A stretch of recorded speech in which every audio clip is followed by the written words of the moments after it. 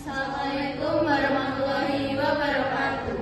Kami dari kelompok 6 ingin mempresentasikan hasil diskusi kelompok kami tentang NKRI. Perkenalkan, saya Rafael Berkusna dari absen 23. Perkenalkan, nama saya Nagdara Vena Agustin dari absen 31. Perkenalkan, nama saya Nika Weni Amelianara dari absen 14. Perkenalkan, nama saya Rizky Samuel dari absen 16. Perkenalkan, saya Rafael Berkusna dari absen 23. Ini video dari saya. In every crisis, new rich people inevitably emerge. When a crisis occurs, we shouldn't be sad, but rather make the best out of it. Because in every crisis, new rich people emerge. So make sure we're one of them. 2020 was a real experience, especially during COVID. I felt it as a content creator. As a content creator, yes. As an investor, too, you. Can multiply your returns many times over. Yes, whether it's stocks, crypto, or NFTs, even those can multiply many times over. In every crisis, new rich people.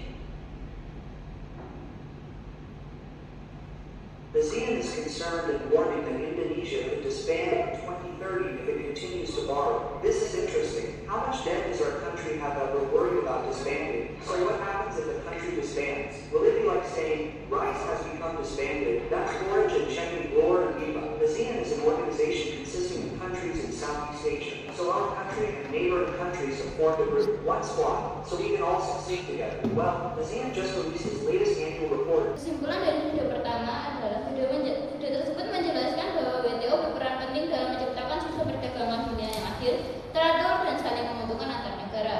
Video kedua menjelaskan bahwa ASEAN berperan penting dalam menyatukan negara-negara Asia Tenggara agar hidup damai, bekerja sama, dan berkembang bersama. Video ketiga menjelaskan bahwa hubungan diplomatik dan kerjasama internasional penting untuk menciptakan perdamaian, mempererat hubungan antar negara, dan meningkatkan kesejahteraan dunia. Materi dari saya, hubungan internasional. Hubungan internasional merupakan hubungan yang menjalin antara suatu negara dengan negara lain, baik secara bilateral, regional, maupun multilateral. Selain melibatkan negara sebagai aktor utama, hubungan internasional juga mencakup aktor non-negara, seperti organisasi internasional, organisasi non-pemerintah, perusahaan multinasional, hingga individu yang memiliki pengaruh lintas negara. Hubungan internasional mencakup berbagai bidang kehidupan, antara lain politik, ekonomi, sosial, budaya, pertahanan, keamanan, pendidikan, kesehatan, serta lingkungan hidup.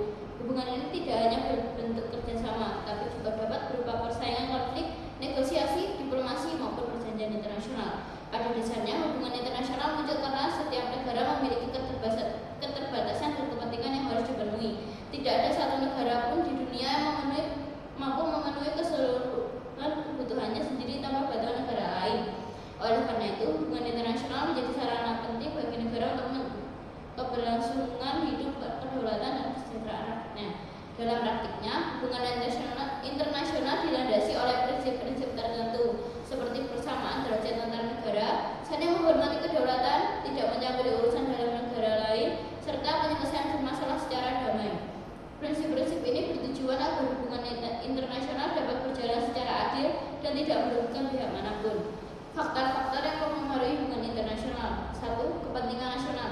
Kepentingan nasional merupakan tujuan utama yang ingin dicapai oleh suatu negara demi menjaga keberlangsungan hidup dan kesejahteraan rakyatnya. Perbedaan sumber daya alam. Tidak semua negara memiliki sumber daya yang lengkap. Ada negara kaya akan minyak bumi, gas alam, hasil tambang atau pertanian, sementara negara lain kekurangan sumber daya tersebut. 3. Perkembangan ilmu pengetahuan dan teknologi. Kemajuan ilmu pengetahuan dan teknologi mempermudah komunikasi dan transportasi antar negara.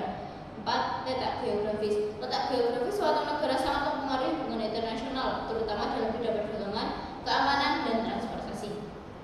5. Ideologi, politik, dan budaya. Kesamaan ideologi, sistem politik, dan budaya dapat mempererat hubungan antar negara. Sebaliknya, perbedaan ideologi dan kepentingan politik juga dapat memicu ketegangan atau konflik dalam hubungan internasional. C. Penyebab terjadinya hubungan internasional. 1. Tidak ada negara lain yang dapat berdiri sendiri. 2. Adanya perbedaan dan keunggulan antar negara. 3. Adanya masalah global.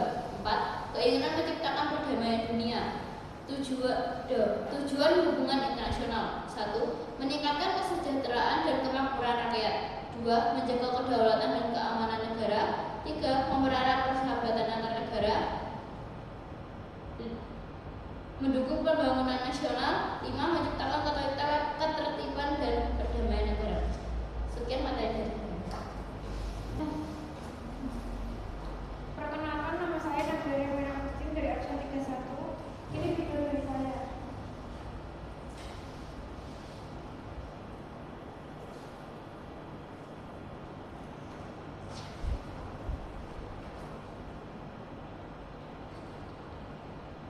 Di Indonesia naik 16% dari tahun lalu. Kalau menurutku malah bagus ya. Kok bisa? Masyarakat kita sering punya sentimen negatif kalau dengar yang namanya investasi asing. Mereka mikirnya kalau investasi asing dibiarkan masuk, maka semua akan kuasai asing. Padahal banyak keuntungan dari investasi asing di suatu negara ya, dari peningkatan penerimaan pajak pemerintah, pembukaan lapangan kerja, dan juga transfer ilmu dan teknologi yang bisa meningkatkan kualitas SDM kita. Negara-negara misalnya Korea Selatan atau Tiongkok aja bisa maju juga sedikit banyak karena investasi asing. Dan yang namanya investasi asing di Indonesia itu nggak perlu dari Tiongkok, Singapura, atau Amerika aja ya. Misal baru-baru ini ada Gepeng dari Thailand yang melakukan investasi di Indonesia dengan mengakuisisi kepemilikan mayoritas dari Bank Spion. Dan Gepeng ini bukan berkali-kali ya, karena jumlah aset yang dikelola bahkan lebih besar dari bank-bank di Indonesia. Dan mereka merupakan bank regional yang eksis dari negara-negara ASEAN, tapi juga di Tiongkok, Jepang, dan Korea Selatan. Artinya kalau kita punya urusan di negara-negara tersebut, maka tetap banget dengan kehadiran Gepeng ya. Investasi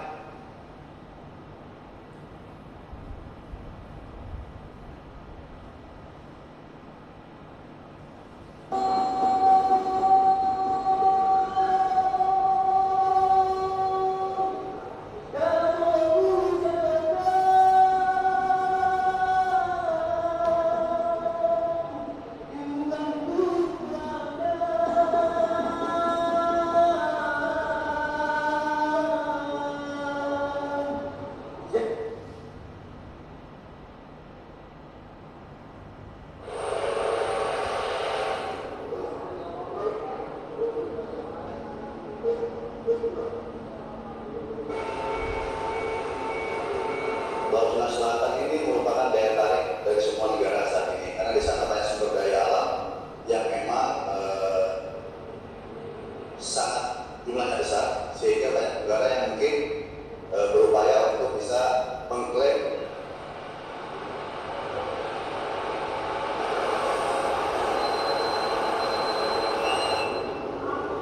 Kapal ini berlayar selama 5 hari dalam agenda latihan bersama militer ASEAN. Ada 3 negara yang mengirimkan kapalnya, yakni Singapura, Malaysia, dan juga Brunei Darussalam. Partisipasi antara lainnya adalah dalam bentuk observasi dengan agenda utama keamanan maritim dan juga operasi penyelamatan.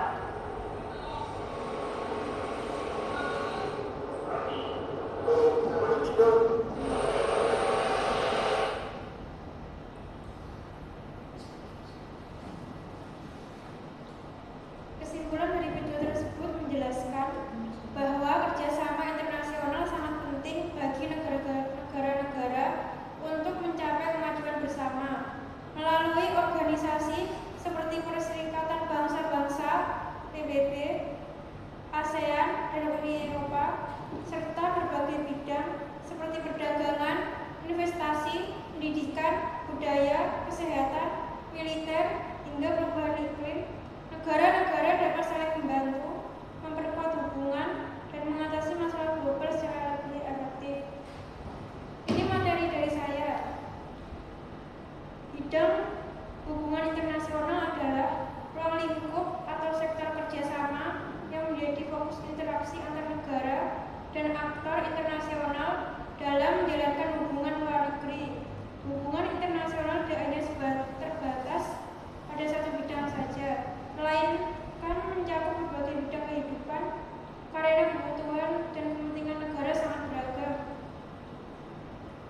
1. Bidang politik. Bidang politik merupakan bidang paling utama dan mendasar dalam hubungan internasional karena berkaitan langsung dengan kedaulatan, kekuasaan, dan eksistensi suatu negara di dunia internasional.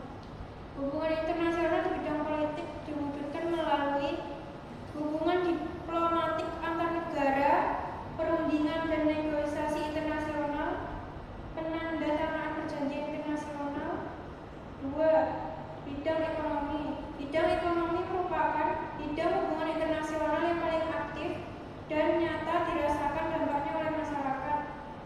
tidak ada negara yang mampu memenuhi seluruh kebutuhan ekonominya sendiri. Hubungan internasional di bidang ekonomi meliputi perdagangan internasional, ekspor dan impor, investasi asing, kerjasama ekonomi bilateral, regional, dan global. 3. Bidang sosial dan budaya. Bidang sosial dan budaya dalam hubungan internasional bertujuan untuk mempererat hubungan persahabatan antar bangsa dan meningkatkan saling pengertian antar negara. Bentuk hubungan internasional di bidang sosial dan budaya antara lain pertukaran pelajar dan mahasiswa, kerjasama pendidikan dan penelitian, festival seni dan budaya internasional. 4. Bidang pertahanan dan keamanan. Bidang pertahanan dan keamanan merupakan bidang hubungan internasional yang bertujuan untuk menjaga kedaulatan negara dan melindungi rakyat dari ancaman luar. Kerjasama internasional di bidang pertahanan dan keamanan meliputi latihan militer bersama, kerjasama intelijen, perjanjian keamanan regional. 5. Bidang lingkungan hidup. Bidang lingkungan hidup menjadi semakin penting dalam hubungan internasional karena kerusakan lingkungan dan perubahan iklim merupakan masalah global yang tidak mengenal batas negara. Hubungan internasional di bidang lingkungan hidup dilakukan melalui kerjasama pengendalian perubahan iklim, perlindungan hutan dan keanekaragaman hayati, pengelolaan sumber daya alam berkelanjutan. Sekian dari saya, terima kasih. Perkenalkan, nama saya Fidaweni Amelia Nara dari absen 12. Berikut video dari saya.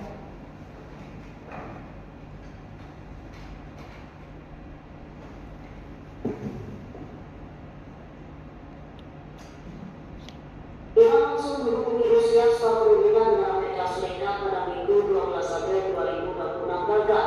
Presiden Vladimir Putin lantas memberikan responnya atas kegagalan tersebut. Putin disebut siap membantu menengahi upaya untuk mencapai perdamaian di Timur Tengah. Tentang kepresidenan Rusia menyebut Putin siap memfasilitasi penyelesaian secara politik dan diplomatik. Presiden Iran Pezeshkian menyampaikan terima kasih kepada Rusia atas bantuan kemanusiaan yang diberikan. Jawaban ini disampaikan atas posisi prinsip Rusia yang bertujuan meredakan situasi. Diketahui ada sejumlah alasan yang menyebabkan perundingan antara Amerika Serikat dan Irak di Islamabad gagal.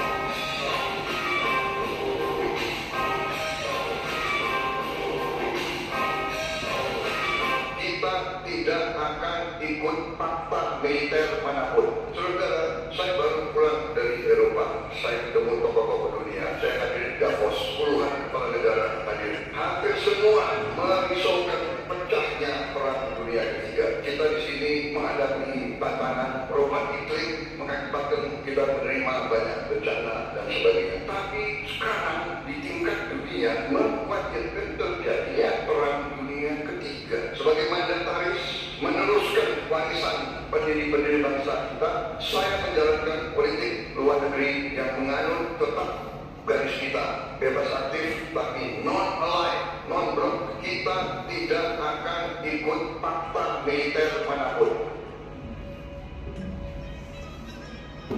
Baik, kesimpulan dari video tersebut ya. Video pertama, Presiden Putin menyatakan kesiapan Rusia untuk menjadi mediator dan memfasilitasi penyelesaian politik serta diplomatik guna meredakan ketegangan di kawasan tersebut. Video kedua, Prabowo menunjukkan upaya konsisten dalam memperkuat posisi Indonesia melalui pertemuan dengan berbagai pemimpin dunia, menyatukan diplomasi, menjaga perdamaian, dan memastikan kepentingan nasional Indonesia tetap diutamakan dalam pergaulan global. Dan yang ketiga, Indonesia berkomitmen untuk tetap menjaga kebijakan politik luar negeri yang bebas aktif dan non-blok, yang berarti tidak akan bergabung dengan fakta militer manapun, menekankan pentingnya kemandirian bangsa sesuai warisan pendiri bangsa. Prabowo mengingatkan bahwa dalam realitas dunia yang keras, yang kuat akan berbuat semaunya dan yang lemah akan menderita, sehingga Indonesia harus kuat untuk menjaga rakyatnya sendiri. Materi dari saya, asas dalam hubungan antar bangsa dan negara. Hubungan antar bangsa dan negara merupakan hubungan yang terjalin antara satu negara dengan negara lain dalam berbagai bidang kehidupan. Hubungan ini tidak dilakukan secara sembarangan, melainkan harus berlandaskan pada asas-asas tertentu yang telah disepakati bersama dalam hukum dan praktik internasional. Asas dalam hubungan antar bangsa dan negara berfungsi sebagai pedoman agar hubungan internasional berjalan secara tertib, adil, damai, dan saling menghormati. A. Pengertian asas dalam hubungan antar bangsa dan negara. Asas dalam hubungan antar bangsa dan negara adalah prinsip-prinsip dasar nasional yang dijadikan pedoman, prinsip-prinsip dasar yang dijadikan pedoman dalam menjalin hubungan antar negara di dunia internasional. Asas ini mengatur bagaimana negara berinteraksi, bekerja sama dan menyelesaikan permasalahan yang timbul dalam hubungan internasional. Asas-asas tersebut bersumber dari hukum internasional, Piagam Perserikatan Bangsa-Bangsa atau PBB, serta kesepakatan internasional yang diakui oleh negara-negara di dunia. B. Macam-macam asas dalam hubungan antar bangsa dan negara. Yang pertama, asas kedaulatan negara. Asas ini menyatakan bahwa setiap negara memiliki kekuasaan tertinggi atas wilayah dan rakyatnya sendiri. Tidak ada negara lain yang berhak mencampuri urusan dalam negeri suatu negara. Asas ini menegaskan bahwa semua negara memiliki kedudukan yang sama dan setara dalam hubungan internasional, tanpa memandang besar atau kecilnya suatu negara. 2. Asas persamaan derajat. Ini berarti bahwa semua negara memiliki kedudukan yang sama di mata hukum internasional. Tidak ada negara yang lebih tinggi atau lebih rendah dibandingkan negara lain. Setiap negara berhak menyampaikan pendapat, menjalin kerjasama, dan mengambil keputusan secara bebas tanpa tekanan dari negara lain. Yang ketiga, asas tidak campur tangan atau non-intervensi. Asas ini menyatakan bahwa suatu negara tidak boleh campur dalam urusan dalam negeri negara orang lain. Urusan politik, ekonomi, sosial, dan budaya suatu negara merupakan hak sepenuhnya negara tersebut. Campur tangan dapat menimbulkan konflik dan merusak hubungan antar negara. Yang keempat, asas perdamaian dunia. Asas ini menekankan bahwa hubungan antar bangsa dan negara harus diarahkan untuk menciptakan perdamaian internasional. Setiap perselisihan atau konflik antar negara sebaiknya diselesaikan melalui cara damai, seperti diplomasi, perundingan, dan mediasi, bukan dengan kekerasan ataupun perang. Yang kelima, asas kerjasama. Asas ini menyatakan bahwa negara-negara di dunia harus saling bekerjasama untuk mencapai tujuan bersama. Kerjasama dapat dilakukan dalam berbagai bidang, seperti ekonomi, pendidikan, kesehatan, lingkungan, dan teknologi. Melalui kerjasama, negara-negara dapat saling membantu dan mengatasi berbagai permasalahan global. Yang keenam, asas saling menguntungkan.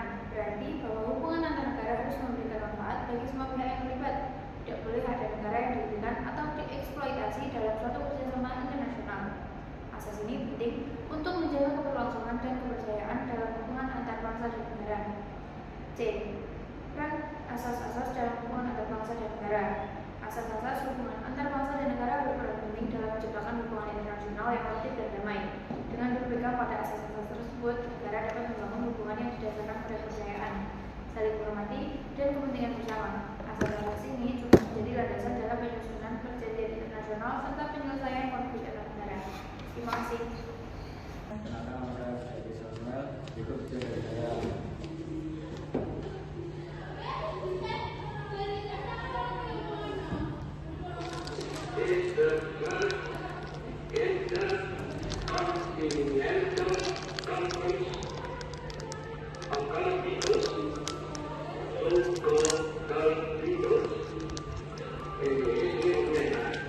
Berikut adalah penggalan dari pembukaan pidato konferensi Asia Afrika di Bandung pada tanggal 18 April 1955. Pada saat itu, berbagai delegasi dari hampir seluruh negara di Asia dan Afrika turut hadir di konferensi ini.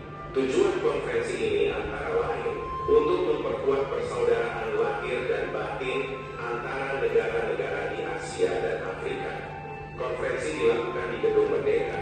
Sebelum konferensi dimulai, delegasi dan pejabat berjalan dari Hotel Triangle dan Hotel Oman menuju ke gedung konferensi, diiringi dukungan dan sorakan gembira dari masyarakat.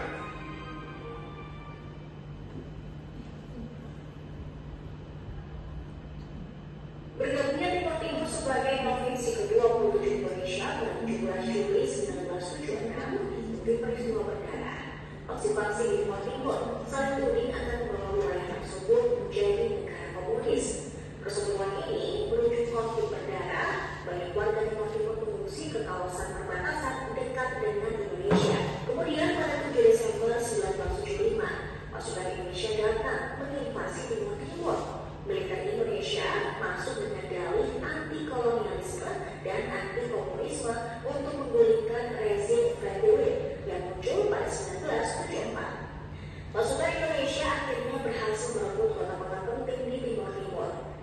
Kemudian pada 17 Juli 1976, Timor Timur sepenuhnya dikuasai dan resmi menjadi bagian dari NKRI sebagai provinsi ke-27.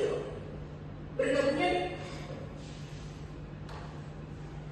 kesimpulan dari video pertama adalah Konferensi Asia Afrika 1955 adalah pertemuan bersejarah negara-negara Asia Afrika di Bandung, Indonesia 18-28 April yang bertujuan memperkuat solidaritas melawan kolonialisme dan meningkatkan kerjasama ekonomi budaya.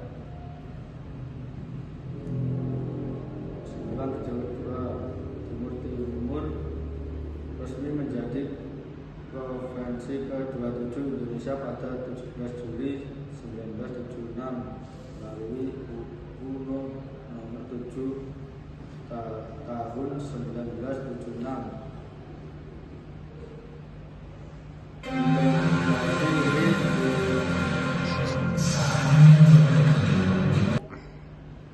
Integrasi ini didahului oleh operasi Saroja, invasi militer pada 7 Desember 1975 setelah proklamasi kemerdekaan sepihak oleh Frederick dan deklarasi Baliho oleh Partai Pro Indonesia untuk mencegah pengaruh komunisme.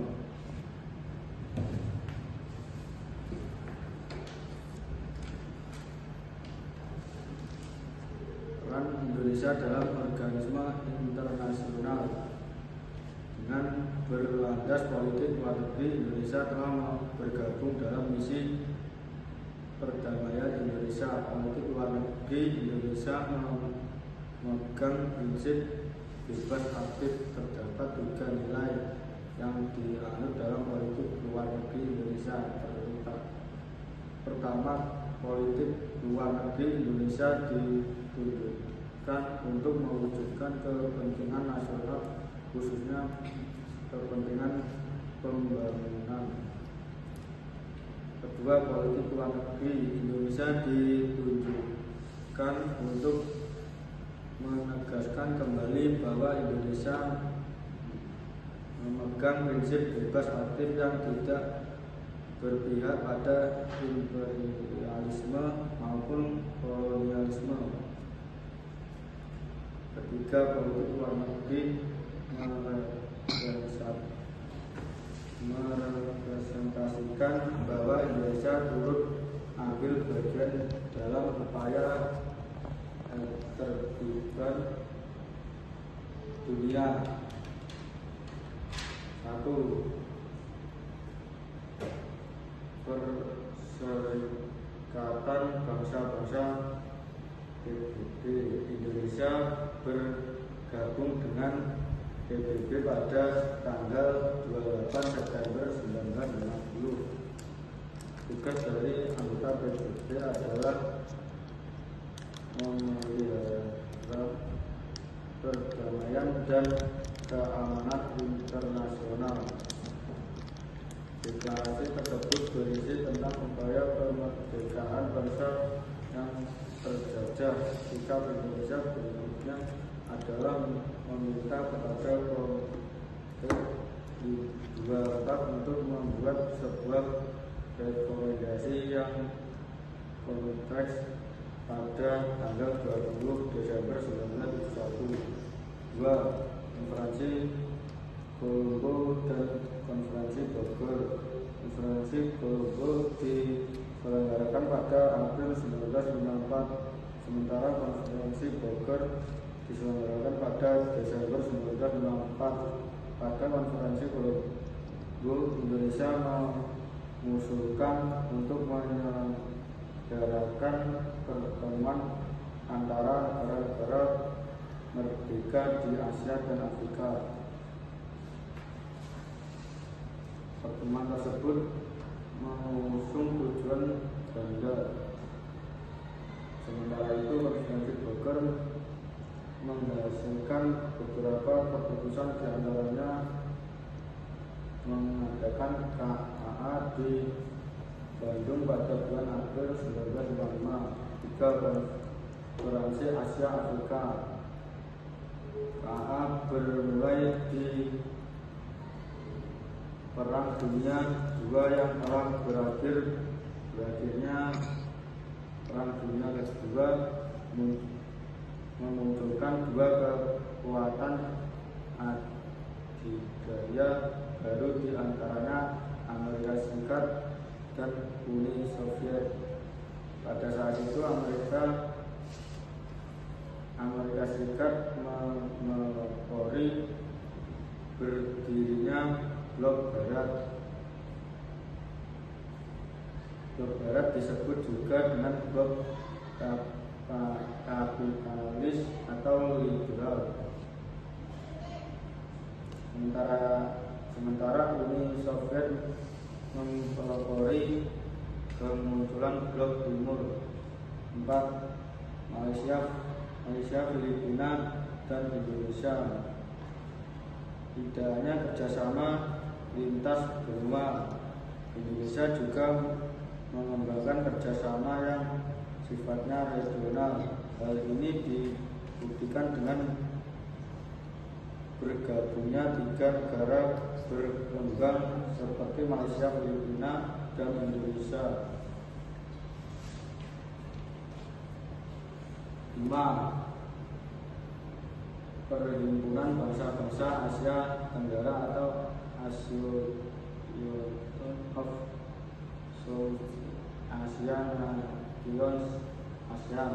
Pada tahun 1957 terdapat sebanyak 5 negara yang bergabung dalam ASEAN. Kelahiran ASEAN ditandai dengan tanda tangan negara-negara tersebut melalui deklarasi Bangkok pada 1967. 5 negara tersebut diantaranya Malaysia, Filipina, Indonesia,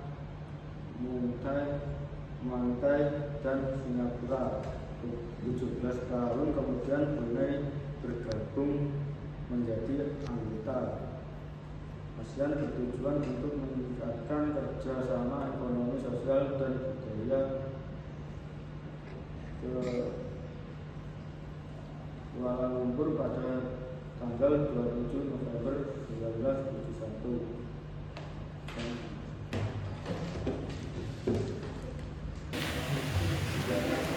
Perkenalkan, nama saya Ramadan Sudiarsari dari Abdul 7 dan saya dari kelompok 6. Berikut video dari saya. Pemirsa, ada ratusan relawan tergabung dalam Global Summit Hilang mengikuti technical meeting di gedung buruh Tunisia untuk menembus blokade Gaza. Technical meeting dilakukan agar pelayaran berlangsung aman dan sesuai dengan prosedur. Misi kemanusiaan ini mendapat dukungan penuh dari Duta Besar Indonesia untuk Tunisia, yaitu Suhaili Miswah Israel. Di hari ketiga di Tunisia, para relawan akan kembali mempersiapkan visi dan mental mereka serta strategi dalam aksi konvoy menembus blokade Gaza serta membebaskan Palestina dari penjajahan Zionis Israel.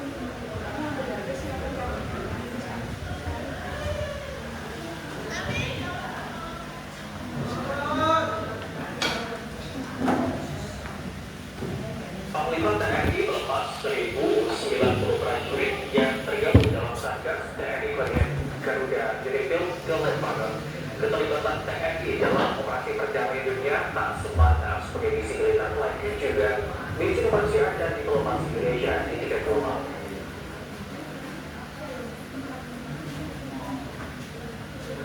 Panglima TNI Jenderal TNI Agus Suryanto melepas satuan tugas kontingen Garuda yang akan melaksanakan misi perdamaian United Nations Interim Force in Lebanon.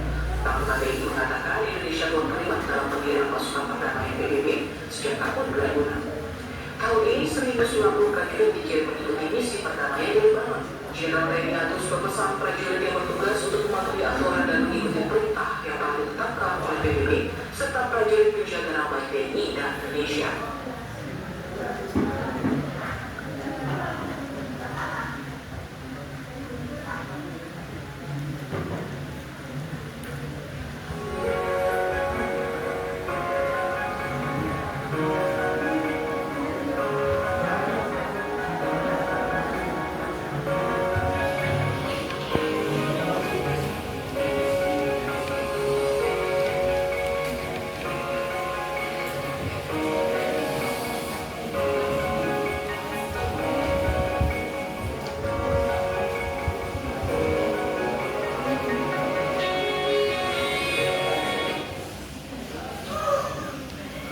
Kesimpulan dalam video tersebut adalah Indonesia dikenal sebagai negara yang selalu menjunjung tinggi prinsip perdamaian dan keadilan internasional.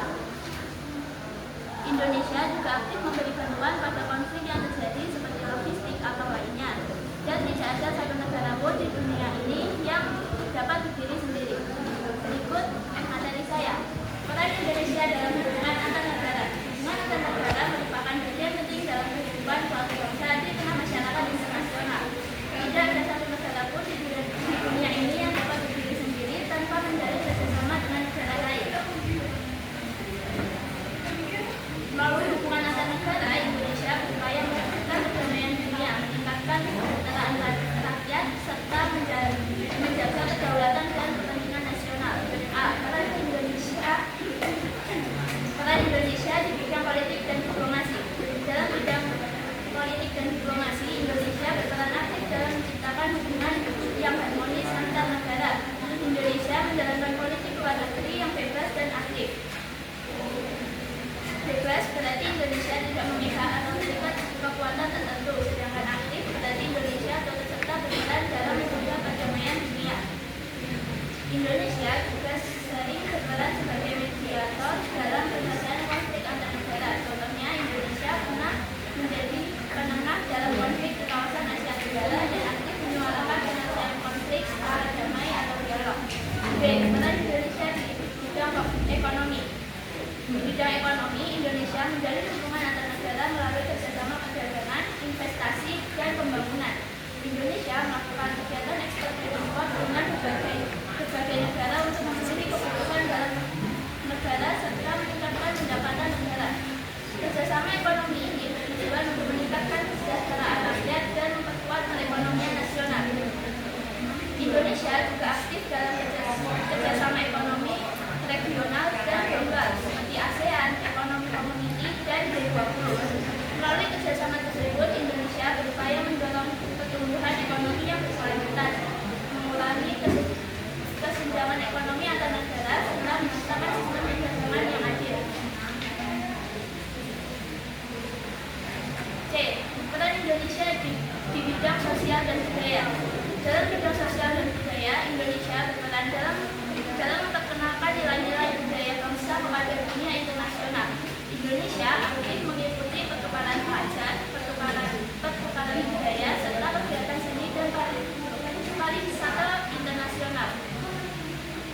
Melalui kegiatan tersebut, Indonesia dapat mempererat hubungan persahabatan dengan negara lain, serta menumbuhkan sikap saling menghargai antar bangsa. Indonesia juga berperan dalam kerjasama pendidikan dan kesehatan dengan negara lain. Contohnya, Indonesia menerima mahasiswa asing untuk belajar di perguruan tinggi dalam negeri dan mengirimkan pelajar Indonesia ke luar negeri. Kerjasama ini bertujuan untuk meningkatkan kualitas sumber daya manusia dan memperluas wawasan generasi muda dalam menghadapi tantangan global. D. Peran Indonesia di bidang pertahanan, keamanan, dan kemanusiaan. Di bidang pertahanan, keamanan, Indonesia turut berperan dalam menjaga stabilisasi kawasan dan dunia. Indonesia secara aktif mengirimkan pasukan menjaga perdamaian ke berbagai wilayah konflik di bawah naungan PBB yang dikenal dengan kontingen Garuda. Pengiriman pasukan ini merupakan bentuk kontribusi Indonesia dalam menjaga perdamaian dan keamanan internasional. Selain itu, Indonesia juga aktif dalam misi kemanusiaan kemanusiaan internasional seperti memberikan bantuan kepada negara yang terkena bencana alam, konflik atau krisis kemanusiaan. Bantuan tersebut berupa tenaga medis, bantuan logistik maupun dukungan kemanusiaan lainnya. Peran ini menunjukkan kepedulian Indonesia terhadap sesama bangsa di dunia dan memperkuat citra Indonesia sebagai negara yang memiliki nilai kemanusiaan. Sekian, terima kasih. Silakan ya, dari masing-masing kelompok yang kelompok 6, yang lainnya kelompok 5. Yuk dimulai dari kelompok 1 dulu. Bandel. Dari kelompok 1 ingin bertanya kepada Amel, bagaimana upaya TNI dalam menghadapi ancaman terorisme dan terorisme? Perkenalkan, nama saya Dewi Suryananda. Izin bertanya kepada Akbar, jelaskan apa saja 5 dasar sistem pertahanan negara. Terima kasih. Perkenalkan, nama saya dari kelompok 1. Izin bertanya kepada Aisyah, mengapa pembangunan pertahanan dan keamanan perlu menyesuaikan dengan perkembangan teknologi? Terima kasih. Perkenalkan, nama saya Aureliana Lania dari Absana. Ingin bertanya kepada Al-Radin, bagaimana strategi pertahanan Indonesia dalam mengatasi pelanggaran wilayah dan perbatasan? Terima kasih. Saya kepada Romeo, bagaimana hubungan internasional dan membantu suatu negara dalam meningkatkan kesejahteraan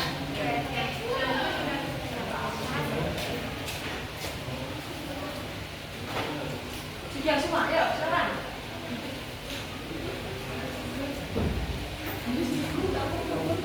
Perkenalkan, nama saya Lebih Patrianto dari kelompok 1. Ingin bertanya kepada Amel, bagaimana peran Polri dalam sistem pertahanan dan keamanan negara. Indonesia dari kelompok 3. Jelaskan peran ASEAN dalam memperkuat integrasi antar negara.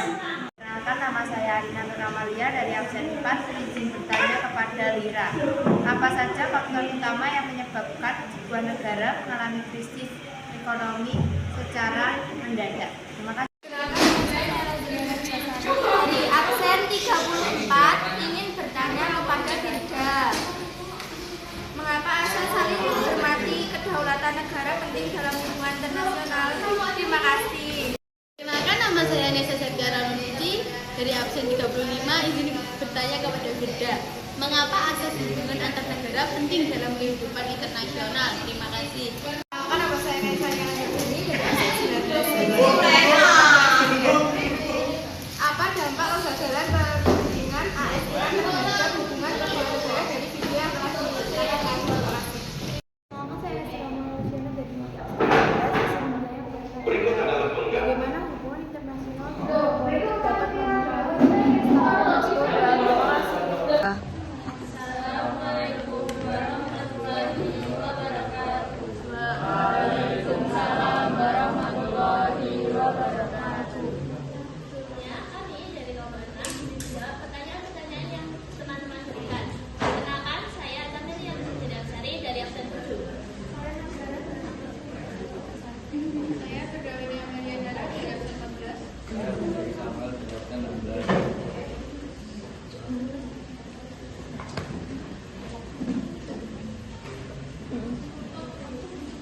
Perkenalkan, saya Tamelia Sari dari absen 7.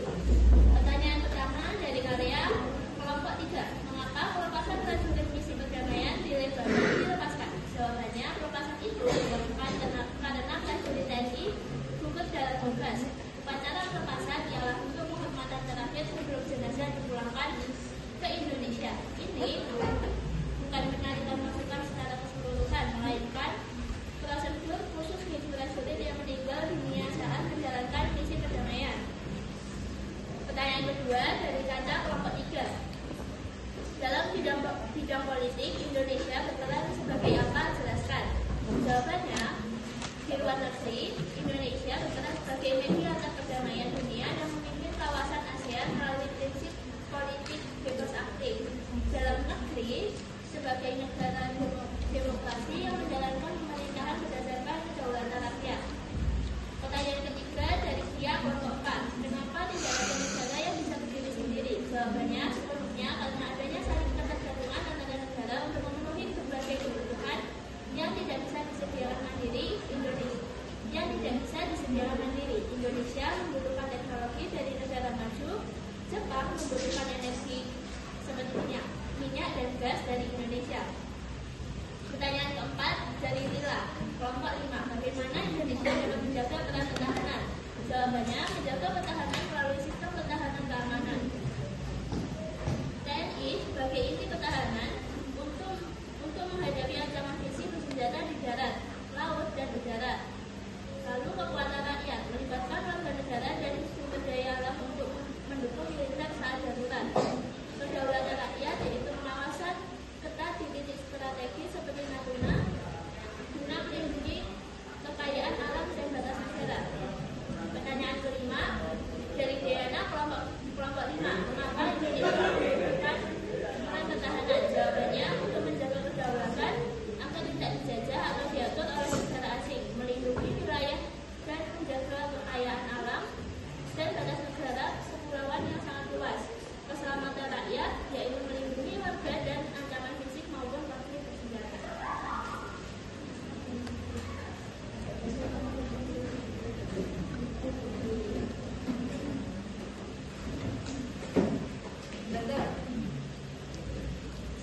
Pertanyaan dari Diana, kelompok 5.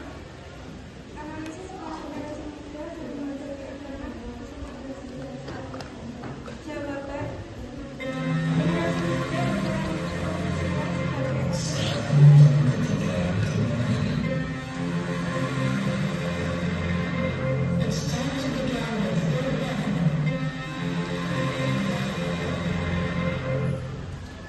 generasi muda berperan krusial sebagai agen perubahan dan menjaga kerukunan integritas, meningkatkan nasionalisme toleransi, serta literasi digital untuk melawan hoax dan radikalisme. 2. Pertanyaan dari Maria, kelompok 1. Jelaskan peran PBB dalam menjaga perdamaian dunia dan sebutkan salah satu tantangannya yang dihadapi. Jawaban, peran PBB dalam menjaga perdamaian dunia adalah menyelesaikan konflik antar negara melalui diplomasi, dan tantangannya adalah perbedaan kepentingan antar negara. 3. Pertanyaan dari Aurel, kelompok 1. Apa yang dimaksud dengan politik luar negeri bebas aktif Indonesia? Jawaban, politik luar negeri bebas aktif adalah sikap Indonesia yang bebas menentukan kebijakan sendiri dan aktif menjaga perdamaian dunia. 4. Pertanyaan dari Sasa, kelompok 5. Mengapa Indonesia memilih bentuk negara kesatuan? Jawaban, karena ingin menjaga persatuan dan kesatuan wilayah yang luas dan beragam, serta memudahkan pemerintahan agar tetap kuat dan tidak terpecah. 5. Pertanyaan dari Lila, kelompok 5. Pasal berapa dalam UUD 1945 yang menegaskan bentuk negara Indonesia? Jawaban, terdapat dalam pasal 1 ayat 1 UUD 1945 yang berbunyi, negara Indonesia ialah negara kesatuan yang berbentuk republik. Nomor 6. Pertanyaan dari Esther, kelompok 2. 1. Bagaimana hubungan internasional di bidang politik dapat mempengaruhi stabilitas global? Jawaban, hubungan internasional di bidang politik dapat mempengaruhi stabilitas global melalui kerjasama antar negara, penyelesaian konflik, dan menjaga perdagangan dunia. 7. Pertanyaan dari Habib, kelompok 2. Bagaimana pengaruh politik terhadap kesejahteraan rakyat? Jawaban, politik berpengaruh pada kesejahteraan rakyat karena kebijakan pemerintah menentukan ekonomi, pendidikan, kesehatan, dan keamanan masyarakat. Nomor 8. Pertanyaan dari Cinta, nomor 3. Dari video yang dibayangkan, apa keuntungan dari investasi asing? Jawaban, menambah lapangan kerja, meningkatkan perekonomian, dan membawa teknologi baru. Pertanyaan ke-9 dari Kalia, kelompok 3. Apa yang dimaksud bidang politik? Jawaban, yang berkaitan dengan pemerintahan, keketuaan, dan kebijakan negara. Pertanyaan dari Jordan, kelompok 4. Berdasarkan video tadi, apa itu kebijakan nasional dan apa saja dampak kepada negara jika tidak melakukan kebijakan nasional? Kebijakan nasional adalah kegiatan jual beli barang dan jasa dari satu negara jika tidak ada perdagangan nasional, jumlah barang melambat dan perekonomian negara melambat. Pertanyaan dari Faisa, kelompok 4. Bagaimana nilai tukar mata uang mempengaruhi ekspor dan impor? Jawaban. Nilai tukar mata uang mempengaruhi harga ekspor dan impor. Jika nilai mata uang lemah, barang ekspor menjadi lebih murah bagi negara lain sehingga ekspor meningkat. Pertanyaan ke-12 dari pasal kelompok 2.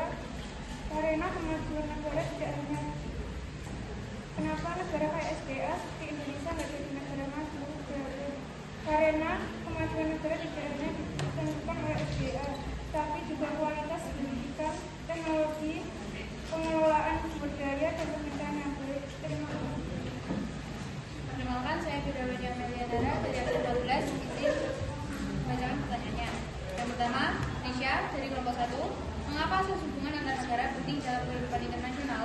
Jawabannya, asas hubungan antar negara sangat penting karena berfungsi sebagai pedoman legal dan moral agar interaksi global tetap stabil. Seperti halnya, menjamin perdamaian, menciptakan kepastian hukum, dan menjaga kesetaraan. Yang kedua, Caca dari kelompok 3. Apa dampak kegagalan perundingan AS-Iran terhadap hubungan kedua negara dari video yang telah ditayangkan? Jawabannya, kegagalan perundingan AS-Iran berdampak pada peningkatan risiko militer, ketidakpastian global, dan kebuntuan diplomasi total. Yang ketiga, Vika dari kelompok 4. Mengapa asas saling menghormati kedaulatan negara penting dalam hubungan internasional? Jawabannya, asas saling menghormati penting untuk menjamin eksistensi dan kemandirian negara, menghindari penjajahan dan aneksasi, serta menciptakan ketertiban hukum global. Terima kasih. Aku menjawab pertanyaan dari kelompok 5. Kenapa Mafindo tidak jadi dibentuk? Apa alasannya? Karena konflik kepentingan antara negara anggota, terutama Konfederasi Indonesia Malaysia. 2. Menjawab pertanyaan dari Putra kelompok 1. Apa tujuan utama ASEAN dibentuk tahun 1967? Karena mempercepat pertumbuhan ekonomi, kemajuan sosial, dan mengembangkan kebudayaan di kawasan Asia Tenggara. 3. Afrin dari kelompok 4. Apa yang terjadi jika 3 negara bergabung dalam video tersebut, dan apa dampaknya? Akan mengurangi ketergantungan keamanan dan politik dari kekuatan negara. 4. Pertanyaan dari Redo kelompok 3. Mengapa ide Mafindo bisa terbentuk sebagai upaya diplomatik untuk menyatukan negara-negara seruntung Melayu? 5. Dari kelompok 3. Apa manfaat bagi Indonesia jika rencana pembentukan Mafindo berhasil diwujudkan? Indonesia dapat memperluas pasar bagi produk Indonesia, terwujud keamanan maritim dan kestabilan regional.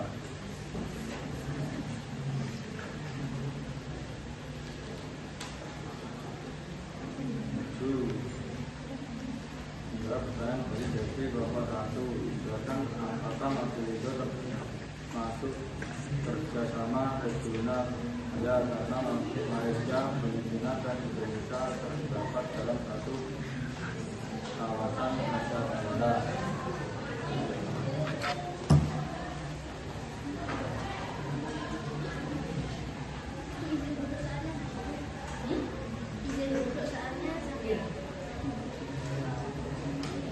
Terima kasih atas perhatiannya. Bila ada salah kata maupun perbuatan, mohon maaf sebesar-besarnya. Wassalamualaikum warahmatullahi wabarakatuh. Waalaikumsalam warahmatullahi wabarakatuh. Assalamualaikum warahmatullahi wabarakatuh. Saya dari kelompok 6 ingin mempresentasikan hasil jawaban sesi tanya jawab dari pertemuan kemarin. Perkenalkan, saya Rani dan Krisna dari absen 23. Pertanyaan dari Marta kelompok 1. Bagaimana hubungan internasional dapat membantu suatu negara dalam mengikat kesejahteraan rakyatnya, jelaskan mekanismenya. Jawab, hubungan internasional bekerja dengan cara membuka interaksi antar negara. Interaksi ini meningkatkan ekonomi, kualitas sumber daya manusia, dan stabilitas negara yang akhirnya berdampak pada kesejahteraan rakyat.